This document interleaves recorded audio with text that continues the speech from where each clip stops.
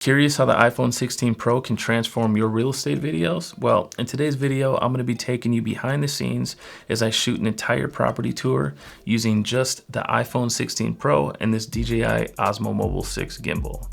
You'll see exactly how I capture professional level shots without all the expensive camera gear. And at the end, I'll show you the final edited video. So whether you're a real estate agent just looking to create better listing videos or a content creator exploring new tools, this is one video that you will not want to miss. So let's not waste any time. Let's head out to the property. Okay guys, we're out at the property and I'm going to be shooting this entire video using my iPhone 16 Pro.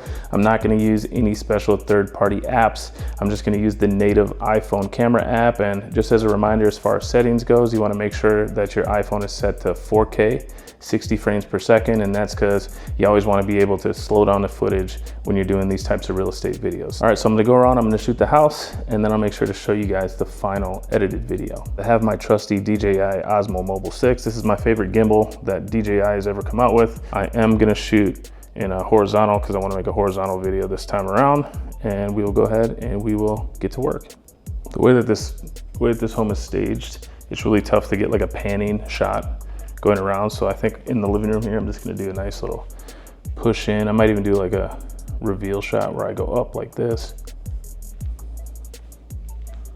I'm probably gonna do the pan shot just to see how it looks.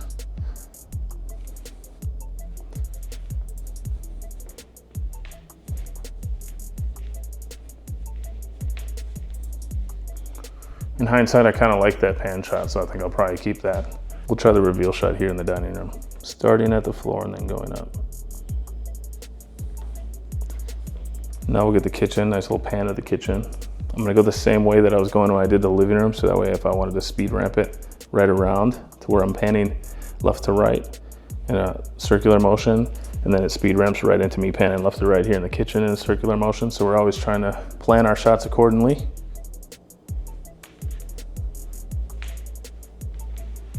I like to do everything a couple times, make sure I get it the way I want it.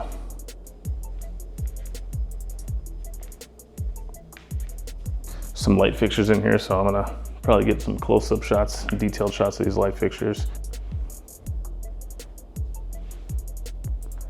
Now, I don't know if I'm gonna use any of those shots, but I always like to go through and get some wide shots and then get some detailed shots just in case I wanna use them or just in case I need some filler or something like that.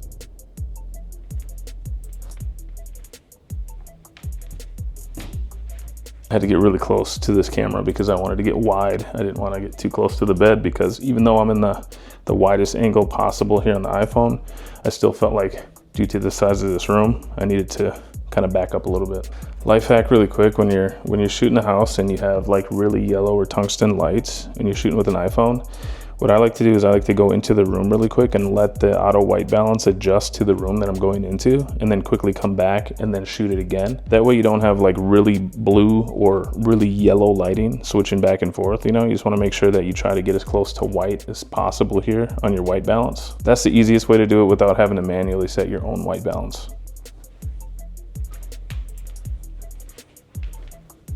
So I'm going to do a push here, kind of like between the furniture.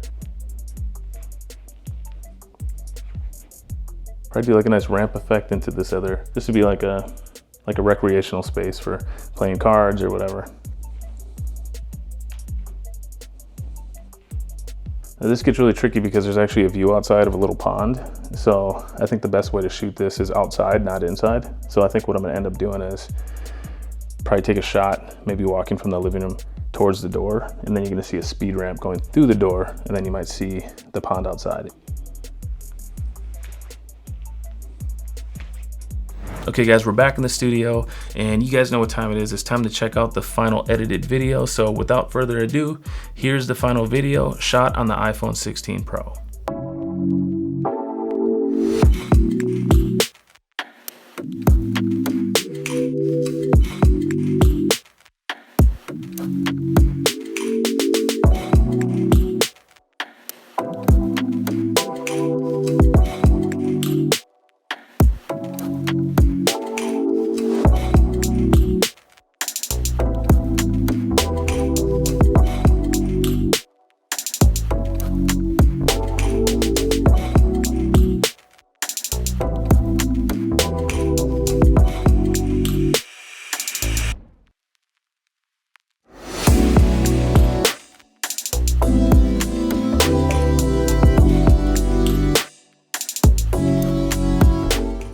Well, there you have it, guys. That was the final video. Let me know how you think the iPhone 16 Pro did. Okay, I want to talk really quick about settings. I'm going to show you guys how to dial in the settings the way I have them, so that when you guys go out there and try to do this, you guys can achieve a similar style video. So I mentioned at the property that you always want to shoot in 4K 60 frames per second. And that's important so that you can slow down the footage down to about 50% speed, and you'll get those nice smooth motions as you're going room to room.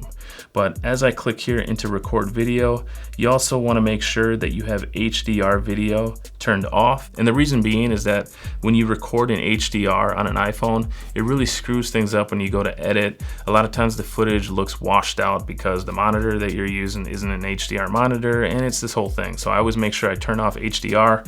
And then the second thing here is white balance. You always want to make sure that you lock your white balance. And I kind of touched on this when I was out at the property, but if you're going room to room and you have some rooms that have like natural lighting, and it's kind of like a cooler tone lighting, and then you go into a room that's yellow, kind of has like a tungsten hue in there, or maybe they have Edison light bulbs and it's just more yellow.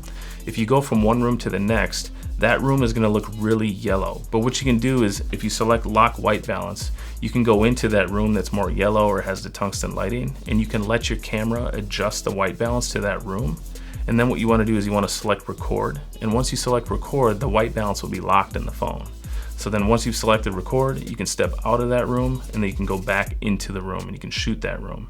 And that's, the easiest way to get the white balance worked out, in my experience, when you're using the native iPhone camera app. I hope that all made sense. If it didn't, leave a comment about that, and I'll try to explain it again in the comment section. But just make sure you toggle on lock white balance. You'll thank me later. Okay, so that will be it for this video. I hope you guys enjoyed it. Remember to like the video, send it out, share it with all of your friends who you think might find value. If you haven't subscribed to the channel, I really would appreciate it if you would. Thank you so much for watching, and I will see you all on the next one.